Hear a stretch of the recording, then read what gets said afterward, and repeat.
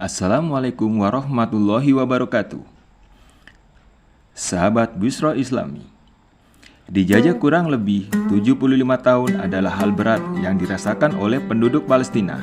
Apalagi setelah Inggris memberi kebebasan kepada bangsa Yahudi, orang-orang Palestina terus-menerus didiskriminasi, tanah mereka dirampas, bahkan tak ada yang bisa menjamin nyawa mereka dapat terbebas dari letusan senjata. Yang mengejutkan, ada seorang Habib yang pernah menyebut bahwa kemenangan Palestina bisa terwujud apabila beberapa tandanya sudah muncul. Lantas apa saja tanda-tanda yang disebutkan oleh Habib tersebut? Terus tonton video ini hingga akhir agar tidak sesat. Namun sebelum lanjut, jangan lupa subscribe, like, dan tekan tombol lonceng notifikasinya agar channel ini bisa berkembang. Pasca operasi Badai Al-Aqsa 7 Oktober lalu, Israel yang awalnya hanya memberi serangan balasan kepada pasukan Hamas, justru sampai sekarang ini masih terus melancarkan serangannya. Sampai-sampai Zionis Israel yang semakin hari semakin mempertontonkan kekejamannya bersumpah akan meningkatkan pengeboman terhadap daerah-daerah yang mereka anggap sebagai tempat persembunyian Hamas. Dikutip dari detik.com, sumpah tersebut dilontarkan oleh Perdana Menteri Israel, Benyamin Netanyahu, dengan mengatakan IDF akan menggunakan seluruh kekuatannya untuk menghancurkan kemampuan Hamas. Kami akan menyerang mereka sampai titik darah penghabisan dan membalas apa yang telah mereka lakukan terhadap Israel dan rakyatnya. Karena itu saya mengatakan kepada masyarakat Gaza, keluar dari sana sekarang, sebab semua tempat Hamas bermarkas di kota-kota ini akan kami ubah menjadi puing-puing. Mirisnya lagi, alih-alih mengubah markas pasukan Hamas menjadi puing-puing, kenyataannya Zionis Israel malah menyerang secara membabi buta hingga banyak warga sipil tak bersalah yang menjadi korban. Dilansir dari Databox, selama berita 7-23 Oktober 2023, perang Israel-Hamas telah mencatatkan sekitar 6.500 korban jiwa dan 22.400 korban luka dari kedua belah pihak. Jika data tersebut dirincikan lagi, pihak Palestina lah yang lebih banyak dirugikan, sekitar 5.087 warga Palestina yang tewas dan sebanyak 15.273 mengalami luka-luka akibat serangan Zionis. Sedangkan untuk Israel sendiri, korban jiwanya berjumlah 142 orang dan korban luka-lukanya sekitar 5.445 orang. Anehnya, meski secara data maupun bukti, Palestina adalah pihak yang paling banyak mendapat kerugian, Israel tetap saja membantah, bahkan masih menyalahkan Hamas sebagai dalang di balik tragedi paling memilukan sepanjang sejarah. Palestina layaknya sebuah tradisi, setiap kali konflik yang tak berkesudahan antara Palestina dan Israel kembali pecah, maka di saat itu juga akan muncul pro dan kontra dari berbagai pihak. Namun terlepas dari serangan balasan Israel kepada pasukan Hamas, kita semua sudah tahu bahwa ketegangan beberapa hari terakhir di jalur Gaza merupakan sebuah dari rentetan duka yang telah dialami oleh warga Palestina. Menurut akademisi Universitas Indonesia, Mula Warman Hanasi, jika kita melihat kurang lebih 5 tahun ke belakang, banyak sekali peristiwa-peristiwa penting yang bisa menjadi latar belakang konflik saat ini. Salah satunya pada tahun 2017 lalu, ada agenda Amerika Serikat yang disampaikan oleh Donald Trump, di mana mereka mengajukan solusi berupa pendirian dua negara atau two-state solution. Two-state solution sendiri merupakan agenda untuk membuat Palestina dan Israel sama-sama memiliki wilayah serta negara yang sah. Akan tetapi agenda tersebut ditentang oleh Palestina dan beberapa negara Arab dan Indonesia, lantaran solusi dua negara yang digagas oleh Trump dianggap jauh dari sikap netral karena sangat menguntungkan Israel.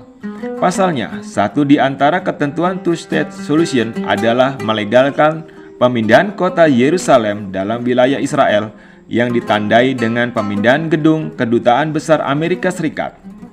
Alhasil, selain mendapat penentangan dari negara-negara yang berpihak ke Palestina, agenda itu bahkan memicu reaksi perlawanan yang luar biasa entah itu melalui kritik maupun aksi-aksi kekerasan.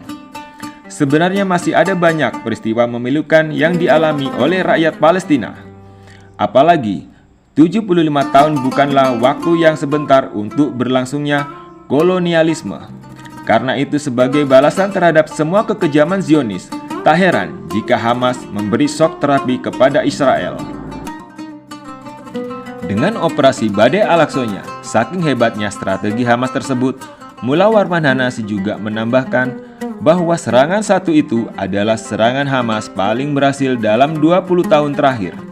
Bahkan setelah serangan itu berhasil menerobos dan membombardir pertahanan Zionis di jalur Gaza. Banyak orang yang mengklaim jika tak lama lagi Palestina akan menang. Percaya atau tidak sekalipun, awalnya klaim kemenangan Palestina hanya disandarkan atas suksesnya operasi Badai Al-Aqsa. Siapa sangka kemenangan Palestina ternyata bisa terlihat di depan mata apabila telah muncul beberapa tanda.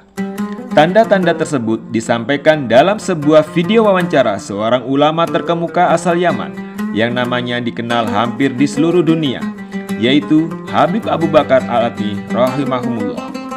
Dalam video tersebut, awalnya sang Habib menjelaskan bahwa semua orang tahu bagaimana kondisi Palestina saat ini. Namun penting untuk kita ketahui, Rasulullah SAW telah memberi isyarat dalam beberapa hadis tentang apa yang akan terjadi di Palestina di suatu hari nanti. Karena itu, Habib Abu Bakar Al-Adni juga dengan berat mengatakan, terima tidak terima, umat muslim yang berperang di Palestina saat ini tidak akan memberikan kemenangan kecuali waktu yang telah Allah tetapkan. Pernyataan Habib barusan tentu saja dapat membuat siapa saja yang mendengarnya skeptis dengan pengorbanan umat muslim memperjuangkan Palestina. Akan tetapi penjelasan sang Habib tak hanya berhenti sampai di situ. Sebab ulama yang wafat bulan Juli 2022 lalu itu kembali menjelaskan, meski kemenangan Palestina akan datang sesuai dengan waktu yang Allah tetapkan, namun ada beberapa tanda jika kemenangan Palestina semakin dekat. Pertama, ketika batasan antara umat Islam Arab dan umat Islam non-Arab runtuh. Kedua, ketika kartu penduduk menjadi satu. Ketiga, ketika paspor telah menjadi satu. Keempat, orang di negara Arab dan negara-negara Islam bersatu, sebagaimana orang Amerika bersatu di negara Amerika dan sekutunya. Apabila keempat tanda ini bisa terlaksana, maka kata sang Habib, perayaan kemenangan baru bisa disiapkan oleh umat Islam.